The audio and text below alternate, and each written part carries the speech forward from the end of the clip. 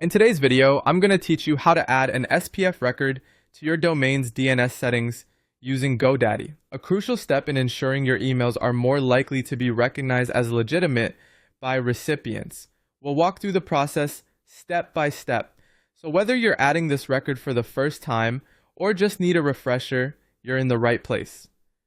First things first, you need to access the DNS management section of your GoDaddy account. Start by logging into your GoDaddy account using your credentials. Once you're in, head over to your My Products page. This is where you'll find a list of all the domains you have registered with GoDaddy.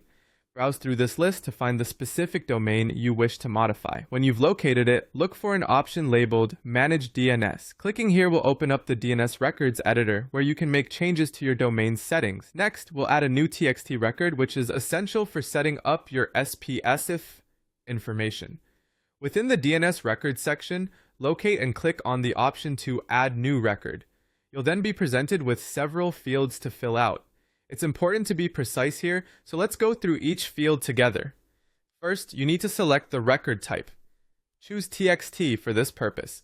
It signifies that the type of data you are adding is text, which is what SPF records are. Now for the host field, you're going to enter the @ symbol.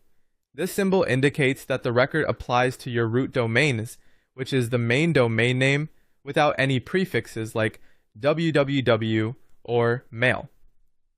Moving on to the TXT value field, this is where you enter your specific SPF record. A common example would be something like vSPF1, include asherspf.google.com, all. However, it's essential that you use the exact SPF value recommended by your specific email host, such as Google Workspace or Microsoft 365. These providers will provide you with the precise record syntax you need to ensure your emails are correctly authenticated. Finally, look at the TTL or time to live setting. Here, you would ideally choose 1 TF-hour or the lowest available option.